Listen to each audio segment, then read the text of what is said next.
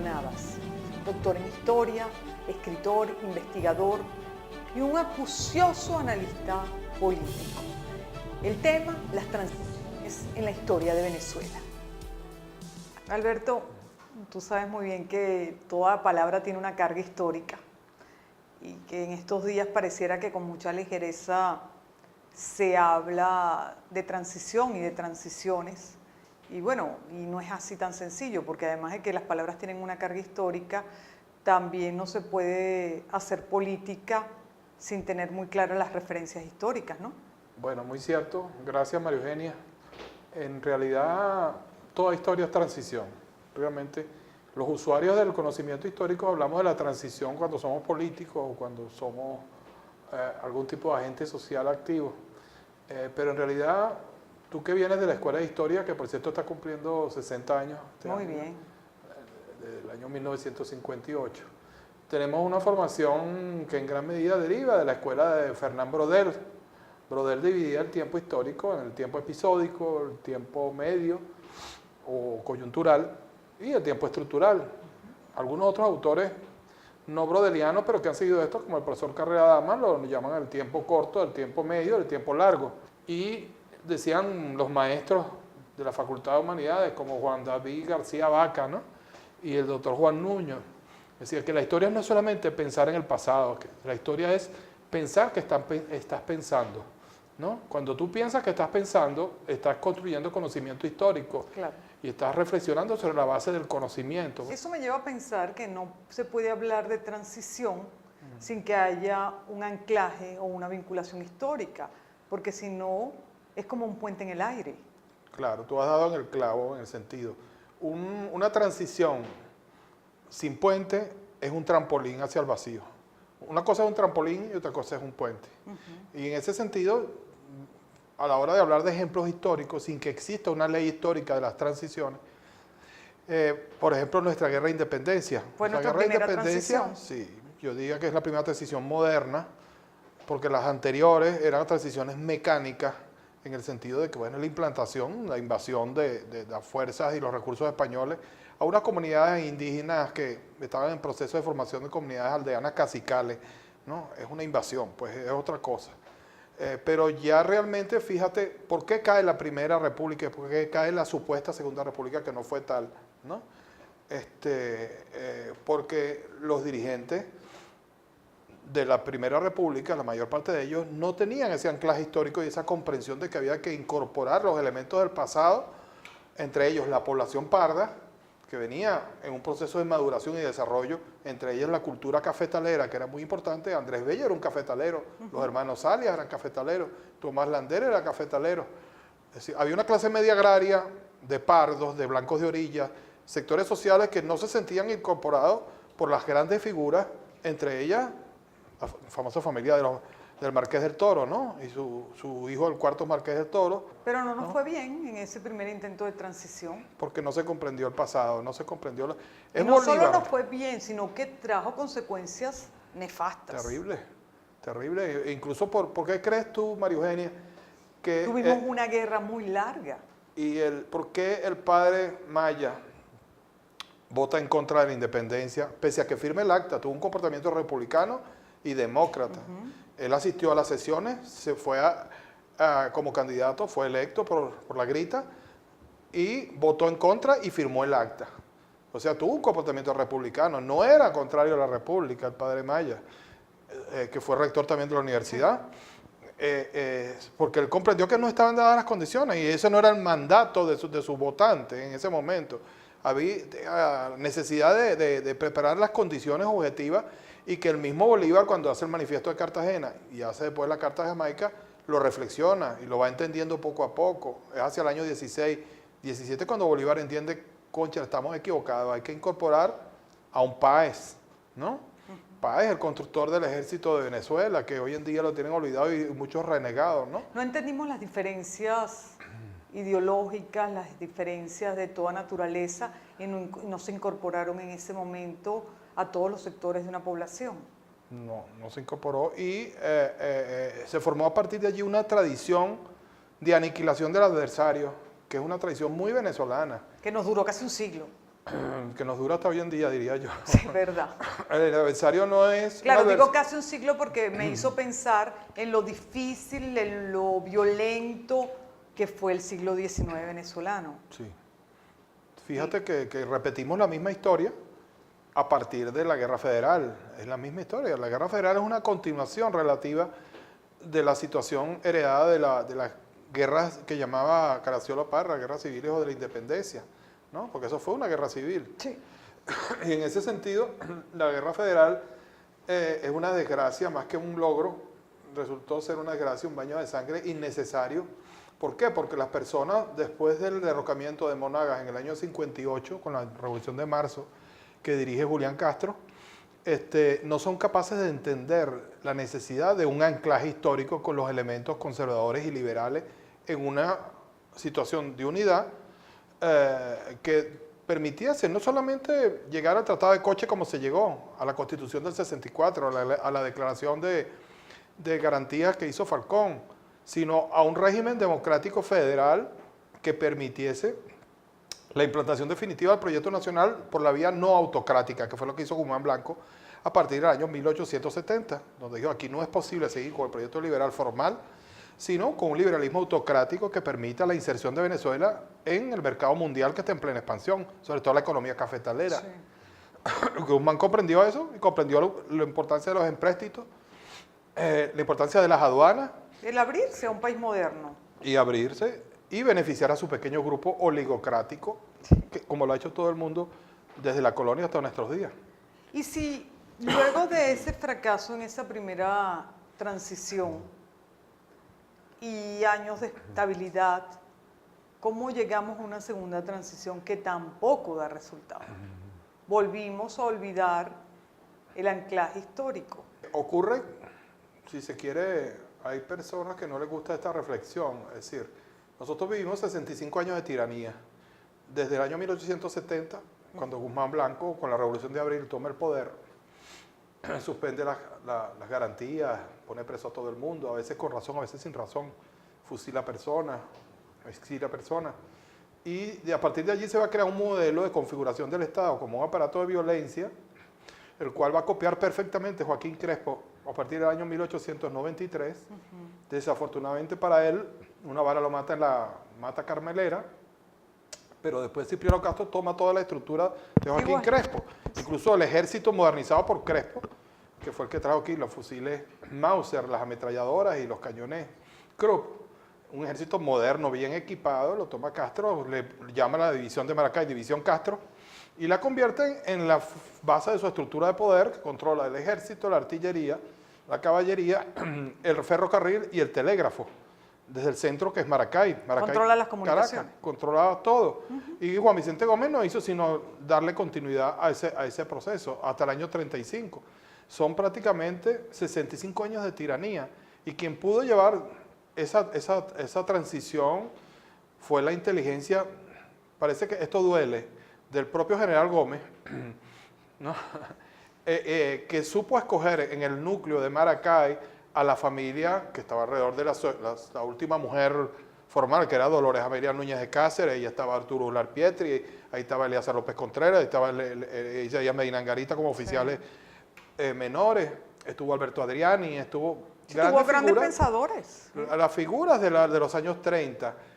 Gómez trata, a partir del año 27, gracias a su ministro Francisco Bautista Galindo, cerrar la rotunda, cerrar el Castillo Libertador, traer los exiliados al Táchira, defenestrar a Eustoquio Gómez. Eso no era cualquier cosa.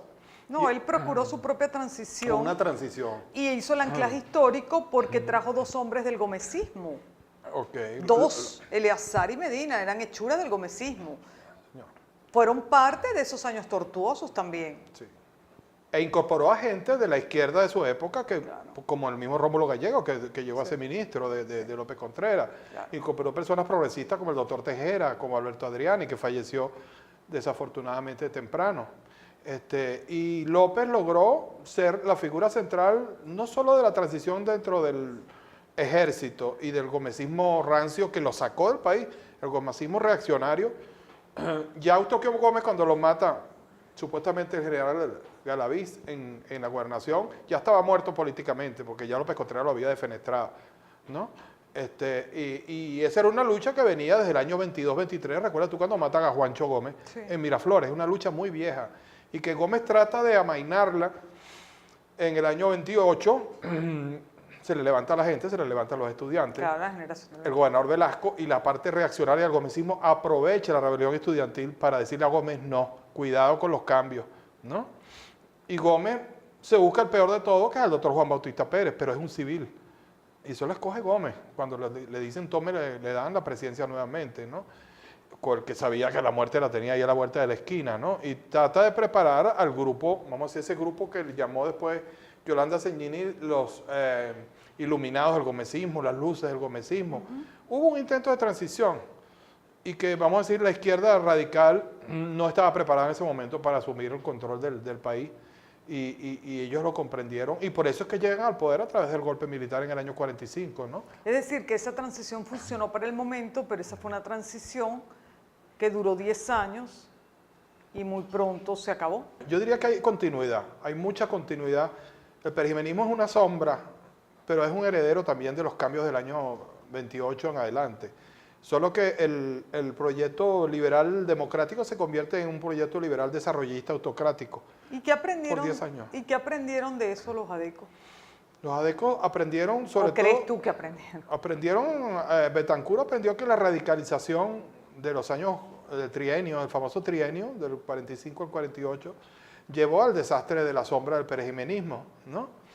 Y recuerda tú que el sectores de lo que era COPEI, incluso sectores de lo que era el Partido Comunista, yo fui amigo de Juan Bautista Fuenmayor y él me contó cómo ellos celebraron en cierta medida el golpe contra Gallegos, ¿no? Por la radicalización y el exclusivismo que estaban manejando los adecos del poder en ese momento.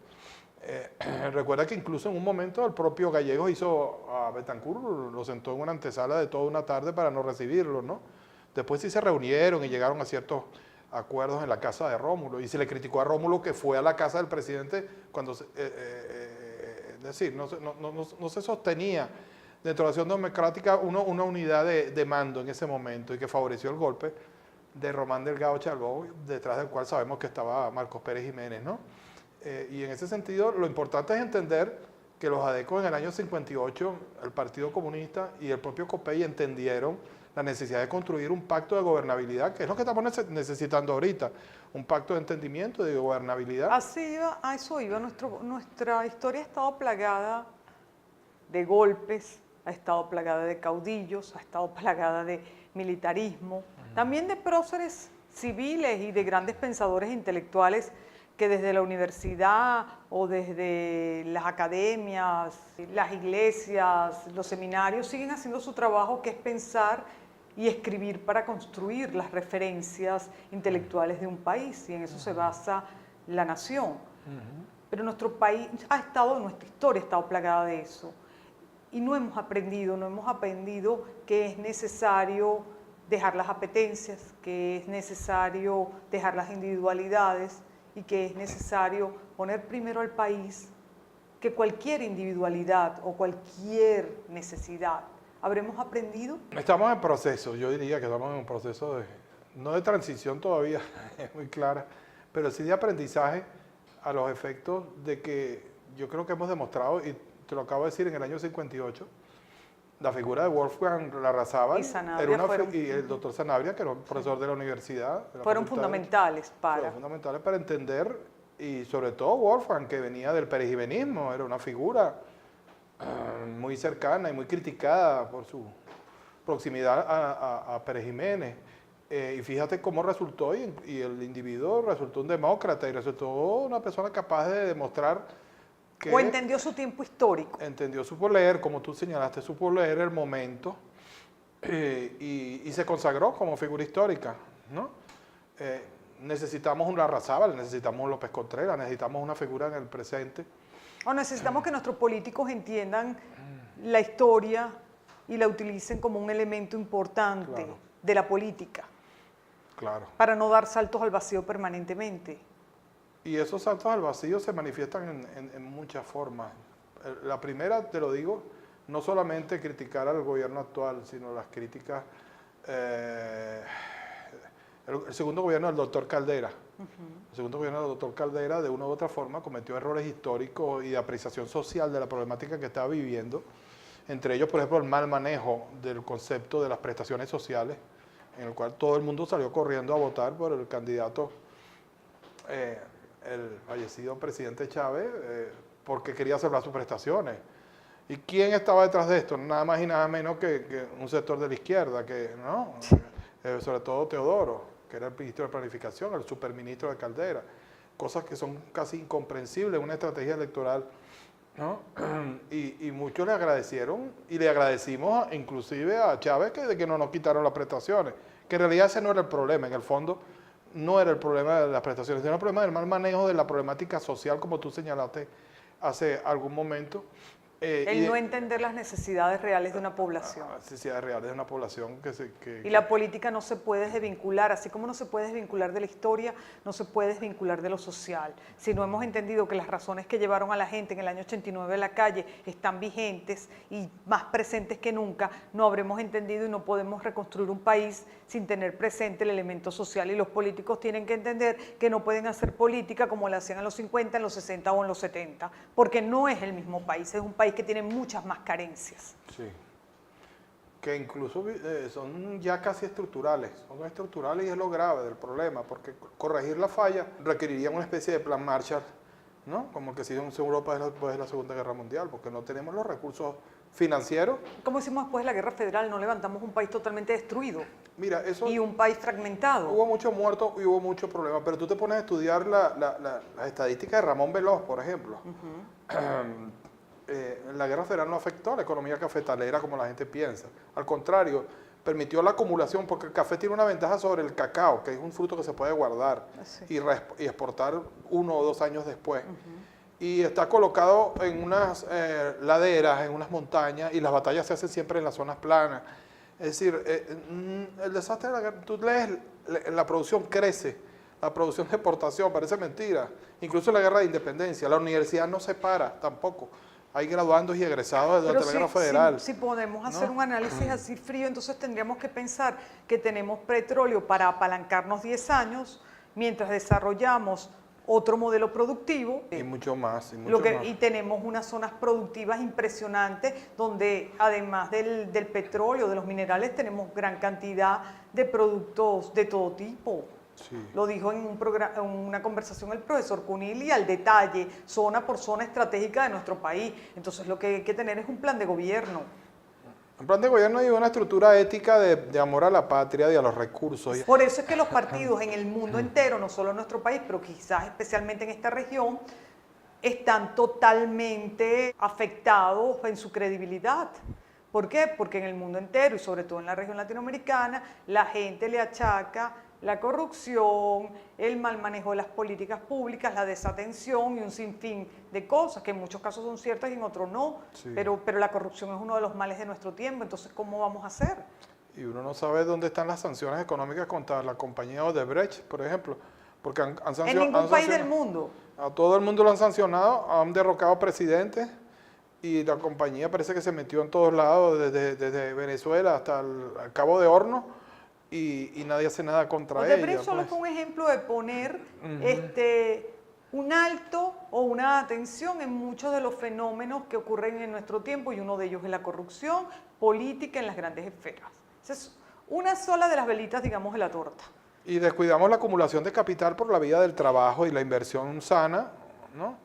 Mientras la corrupción se convirtió en una vía fácil de acumulación de riqueza. Aquí hubo una generación de gente que hoy debería tener unos 100 años o 95, estilo, no sé, Convit, y así podemos nombrar muchos intelectuales. El viejito Tejera París, por Exacto. ejemplo. Trabajaron y echaron para adelante un país, unos de padres extranjeros, otros nacidos aquí, pero que tuvieron la cultura del trabajo y del estudio. Es verdad. Y con la cultura del trabajo y el estudio se construyó una nación próspera, una nación de progreso, pero pareciera que la segunda y la tercera generación se acostumbró a vivir de la riqueza y del trabajo fácil y del dinero fácil y de todo lo fácil, y no construimos país. Entonces llevamos 2 generaciones en esto. y la generación que construyó. Entonces nos toca volver a comenzar y le tocará a la generación de los muchachos que están aquí grabando con nosotros, que no tienen que ver con este desastre, reconstruir su país, pero en base a la cultura del trabajo y del estudio. Porque si lo pudieron hacer hombres como Tejera o como Convit o como Ciento, ¿por qué no podemos nosotros? Y en situaciones tan duras como después del gomecismo, pues, donde el paludismo, las enfermedades, el hambre y una cantidad de situaciones se parecen mucho a la situación que estamos viviendo ahorita, parece mentira, ¿no? Con una ventaja que ahora tenemos gente bien formada. Hay gente bien formada, y los médicos venezolanos son muy apreciados en el exterior. Yo tengo un yerno que se lo llevaron. Se lo llevaron a Europa y es excelente, ¿no? Que esperemos que llegue algún día como director de un hospital. Que regrese, sí. Y en ese sentido, yo creo que la mejor enseñanza que le podemos dejar a estas nuevas generaciones es esa que tú estás diciendo. Si se pudo hacer antes, en situaciones tan difíciles como la guerra de independencia, la guerra federal, el gomecismo y el mismo perijimenismo con todas sus ventajas que tuvo, no se le puede negar, pudimos, los años 60 y los años 70 son los años de oro de la historia de Venezuela, ¿no? Donde se podía vivir bien y se podía progresar, y muchas de las personas que aprovecharon estos años 60 y 70 se convirtieron después en sus peores críticos de la democracia, ¿no? Yo no quiero nombrar a nadie, pero los grandes benefactores de la democracia a veces se convirtieron después, se pusieron el título de notable, que era un título que en la colonia utilizaban los marqueses del Toro, ¿no? Para destruir un sistema que les había beneficiado enormemente. ¿Qué le dirías tú a nuestros políticos en este momento como historiador? Dos cosas. Como historiador, profesor, universitario, que tienes a tu cargo generaciones, que pudieras estar retirado y sigues dando clase. Primero, que entiendan y sepan leer el momento político. Yo no quiero tomar partido por nadie, pero yo sé que... Yo no criticaría al señor Henry Falcón. Yo creo que él asumió una lectura histórica y correrá con sus consecuencias, pero por lo menos se atrevió. Y le deseo toda la suerte del mundo, pero creo que hay que asumir una actitud histórica frente a la situación contemporánea, no seguir en esta pasividad, en este miedo y en este reflujo. Y después de hacer esa recomendación de asumir una posición histórica, hacer lo que hizo Rómulo Gallego con los estudiantes del año 28, que les preguntaron qué hacemos frente al gomecismo. Y Rómulo le dijo, siéntense todos, quédense callados, y la clase fue eso, sentar callados, piensen. Y al salir de allí, todos sabían lo que tenían que hacer, ¿no? Entonces nos hace falta un momento de detenimiento, de reflexión y de asumir actitud histórica y responsabilidad histórica en relación a lo que tenemos, que tenemos mucho, y a lo que nos falta por hacer, ¿no? Como tú muy bien lo has dicho, y que nos respeten otra vez, porque yo no soporto actitudes como la del canciller de Guyana, que nos insultó diciendo que nosotros teníamos que entregarle el territorio Esequibo, o nos atenemos a las consecuencias de las sanciones. Yo creo que hay que tener amor propio y amor a la patria. Eso. O amor a la patria y amor propio. Yo creo que nosotros tenemos gente muy bien formada que ha podido defender magníficamente nuestro territorio por las vías legales, internacionales, y que no tendríamos que estar en una pelea de gallitos. Yo no le respondería a ese señor, yo buscaría las mejores mentes, las mentes más preparadas, y si tuviera que gastar dinero, lo gastaría en eso, en recuperar el territorio. Sí. O en evitar que me lo terminen de quitar. Porque una vez que perdamos una parte del territorio, estamos en riesgo de perder otras.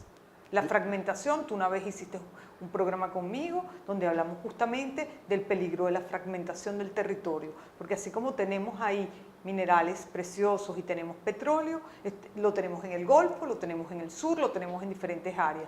Entonces va a venir cualquiera a pelearnos un fragmento de nuestro territorio porque haya riqueza y porque nosotros estemos entretenidos en peleas internas políticas. Claro, y ese señor que estaba arrodillado hace algunos años, esos señores ahora nos faltan el respeto públicamente, ¿no? Y no hemos dado respuesta todavía. Bueno, aquí tenemos mentes lúcidas y tenemos mentes preparadas. Es hora de buscar los recursos intelectuales necesarios para defender el territorio. Porque, ¿sabes? En medio de peleas internas vamos a perder el territorio. Tenemos 2 años hablando, o 3, de Guyana, tú y yo, sin ser especialistas. Sí. Pero ¿será que solamente a los intelectuales o a los historiadores les duele la patria? Me pregunto. Desafortunadamente es así, desde el siglo XVIII para acá.